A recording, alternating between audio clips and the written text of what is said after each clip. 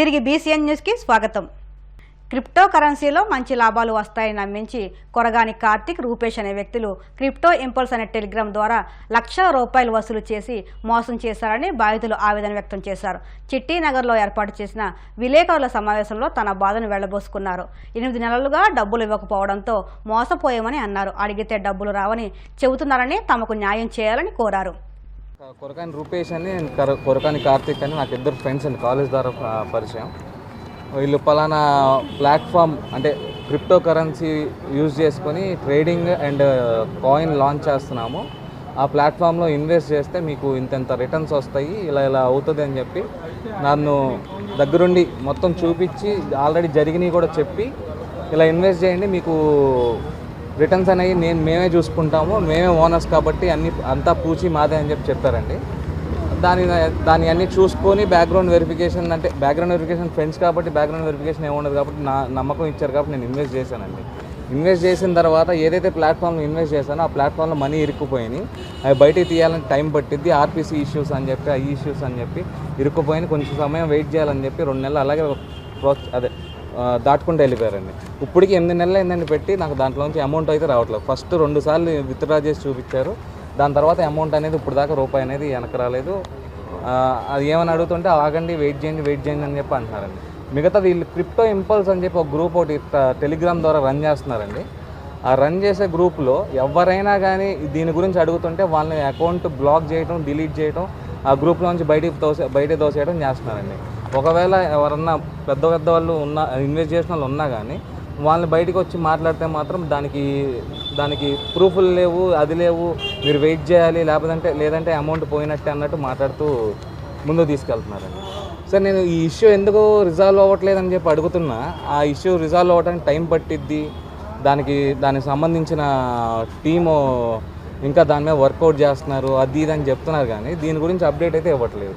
ఇప్పుడు నేను cyber క్రైమ్లో complaint ఇస్తే ఇప్పుడు చెప్పే మాటలేండి, దానికి మాకు సంబంధం లేదు, నేను ఇన్వెస్ట్ చేసింది మేమైతే మేము తీసుకోలేదు, వాడికి పంపించాము. ప్రాచీన సంస్కృతికి ఆదివాసులే సజీవ సాక్ష్యాలని రాజానగరం ఎమ్మెల్యే బత్తుల బాలరామకృష్ణ పేర్కొన్నారు. ఈ మేరకు ఏపీ గిరిజన సంక్షేమ శాఖ ఆధ్వర్యంలో తూర్పుగోదావరి జిల్లా రాజమండ్రిలో ప్రపంచ ఆదివాసీ దినోత్సవాన్ని పురస్కరించుకుని భారీ ర్యాలీ నిర్వహించారు. ఈ కార్యక్రమంలో collector P Prashanti, MLA Battula Balaramakrishna ముఖ్య అతిథిగా పాల్గొన్నారు. అనంతరం విద్యార్థులతో కలిసి ఆదివాసీ సాంప్రదాయ నృత్యం చేసి అందరినీ ఆశ్చర్యపరిచారు. ఈ కార్యక్రమంలో ఎన్డీఏ కూటమి నాయకులు, సంబంధిత జిల్లాధికారులు, కార్యకర్తలు పాల్గొన్నారు. కాకినాడ జిల్లా పెద్దాపురం మండలం వడ్లమూరు రోడ్డులో ఉన్న ఎఫెక్స్ రొయ్యల పరిశ్రమలో పనిచేస్తున్న తమకు కనీస వేతనాలు చెల్లించాలని సిఐటియు ఆధ్వర్యంలో కార్మికులు ఆందోళన చేపట్టారు.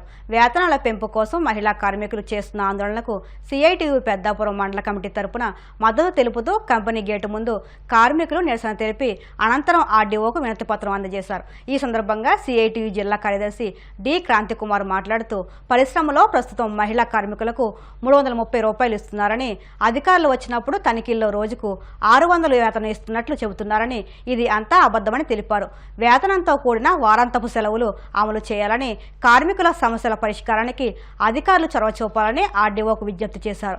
ఈ కార్యక్రమంలో సిఐటియు మండల అధ్యక్షుడు గడిగట్ల సత్యబాబు, వడి సత్యనారాయణ, కూనిరెడ్డి అప్పన్న, డి కృష్ణ, ఎన్ సూరిబాబు, ఎస్ శ్రీనివాస్, అరుణ్ పాల్గొన్నారు.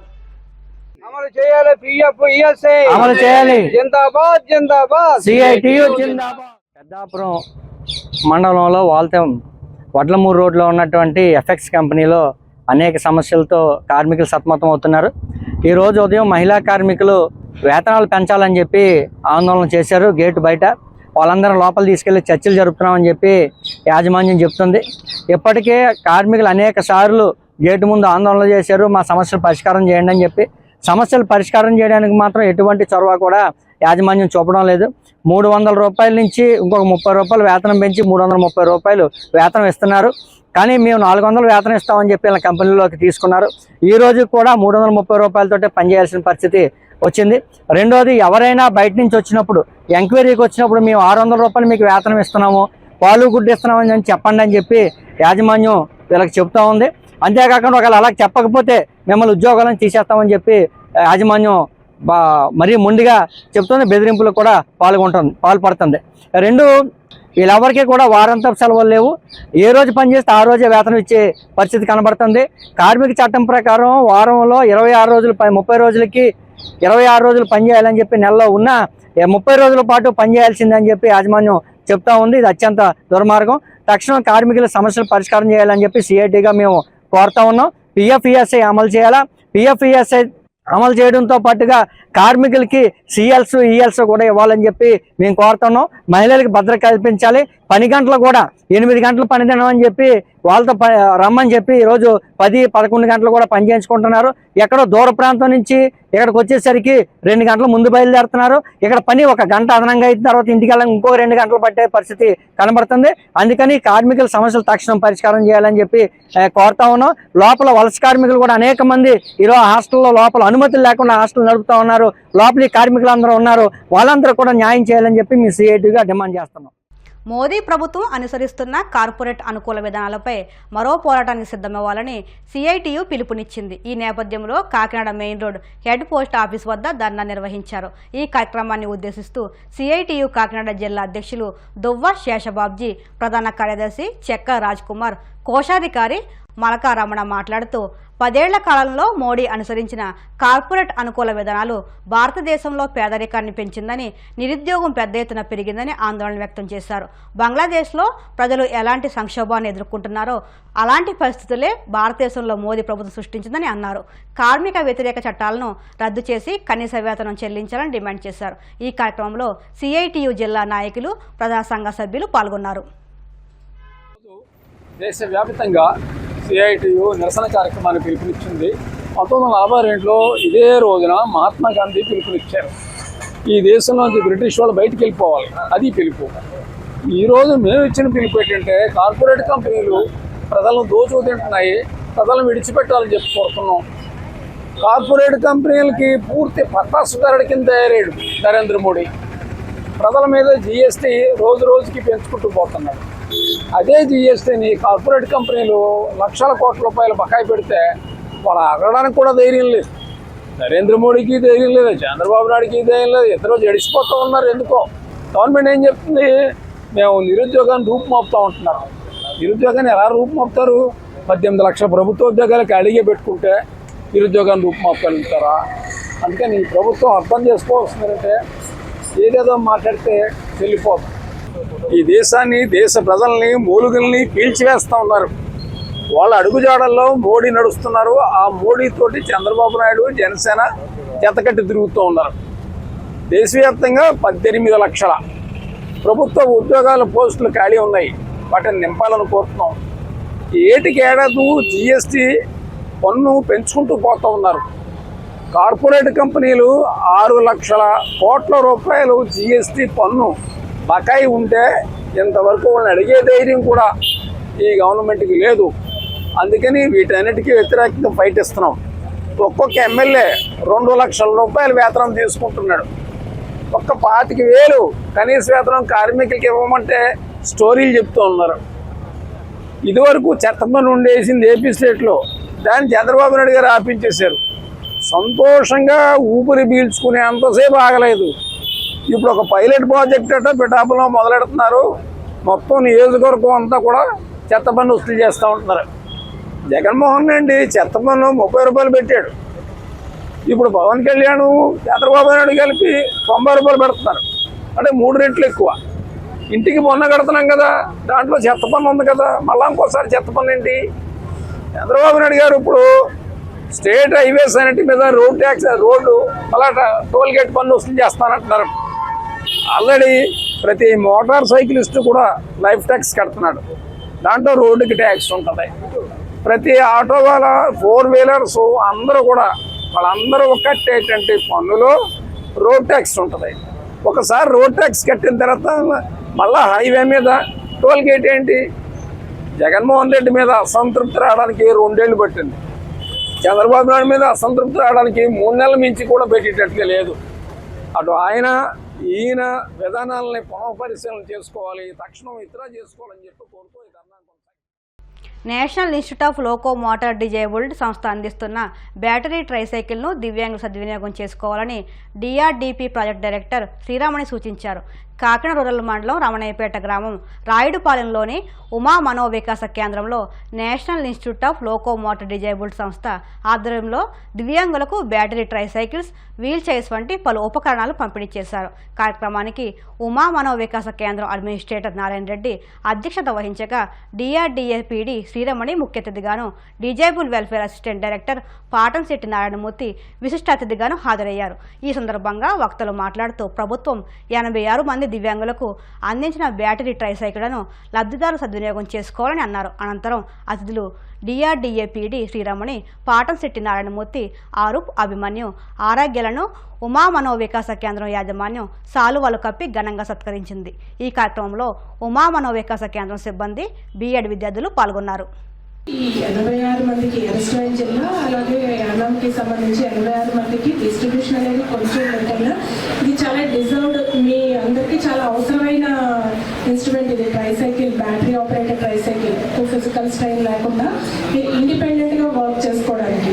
సో దీన్ని, ఈ ఆపర్చునిటీని, ఈ పరికరాన్ని మీరు ఎఫెక్టివ్గా ఉపయోగించుకోవాలని అందరికీ కోరుకుంటూ, అదే మీరు మళ్ళీ ఈసారి దీన్ని తీసుకున్నాక 5 సంవత్సరాల వరకు మళ్ళీ వచ్చే అవకాశం లేదు కాబట్టి దీంట్లో మళ్ళీ వేరే రకంగా చెట్టు మార్గాలు లేకుండా ఖచ్చితంగా మీరే ఉపయోగించుకుంటారని ఆశిస్తూ, రెగ్యులర్గా మేము స్పందనకి అటెండ్ అయినప్పుడు చూస్తూ ఉంటాం. అంటే దీని గురించి వెయిట్ చేసే వాళ్ళ సంఖ్య చాలా మంది ఉంటారు, రెగ్యులర్గా వస్తూ ఉంటాయి.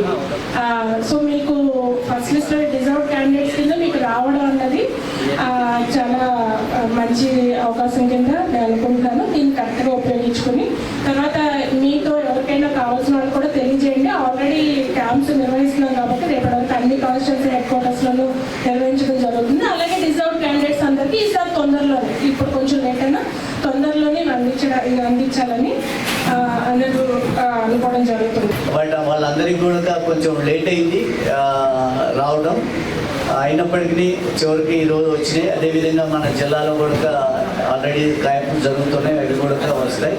కాబట్టి వీటన్నిటిని కూడా జాగ్రత్తగా యూజ్ చేసుకోవాలని చెప్పి కోరుకుంటున్నాం. అదంతా కూడా బ్యాటరీ ఛార్జింగ్ చేసుకుంటూ ఎప్పటికప్పుడు మెయింటెనెన్స్ చేసుకున్నట్లయితే ఎక్కువ రోజులు ఉంటాయి. అలాగే మీకు పదే పదే ఎవరు ఎక్కువ దీన్ని ఏదైతే ఇప్పుడు మీ వస్తువు తీసుకున్నారో అది ఆన్లైన్లో ఇండియా లెవెల్లో మొత్తం కూడా ఉంటుంది. మీకు ప్రజెంట్ క్యాంప్కి వెళ్ళినా కూడా ఆల్రెడీ మీకు ట్రైసైకిల్ వచ్చేసింది, వీల్ చైర్ వచ్చేసి అని చెప్తారు.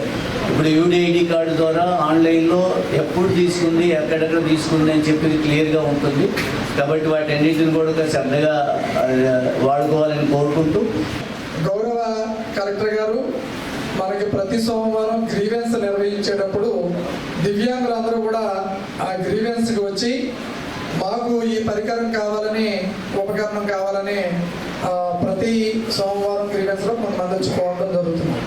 దీన్ని దృష్టిలో పెట్టుకుని కలెక్టర్ గారు ప్రతి నియోజకవర్గం హెడ్ క్వార్టర్లోని కూడా ఒక క్యాంప్ ఒకటి నిర్వహించమని చెప్తే మనము లాస్ట్ 2 నుంచి ఆగస్టు 2 నుంచి రేపటి వరకు 9 వరకు కూడా నియోజకవర్గ ప్రధాన కేంద్రాల్లో మనం కూడా ఒక క్యాంపులు నిర్వహించి అందులో గుర్తించడం జరుగుతుంది. ఇది అలాగే ఈ మన ఉమా ఎడ్యుకేషనల్ సొసైటీ ద్వారా గత సంవత్సరం డిడిఆర్సి ద్వారా గుర్తించి ఎన్ఐఎల్డిఏ వారితో సహకారంతో ఈ రోజున వాళ్ళకి ఇవ్వడం జరుగుతుంది. మనం గుర్తించిన వాళ్ళకి 1 నెల 15 రోజులు 2 నెలల్లోనే రావడం జరుగుతుంది. అంటే మధ్యలో ఎలక్షన్ రావడం వల్ల వీళ్ళకి కొంచెం లేట్ అయ్యింది. దయచేసి దివ్యాంగులందరికీ విన్నపం ఏంటంటే మీకు ఇచ్చే ఈ ఉపకరణాన్ని జాగ్రత్తగా యూటిలైజ్ చేసుకోండి. వార్తలు ముగించే ముందు ముఖ్యాంశాలు మరొక్కసారి.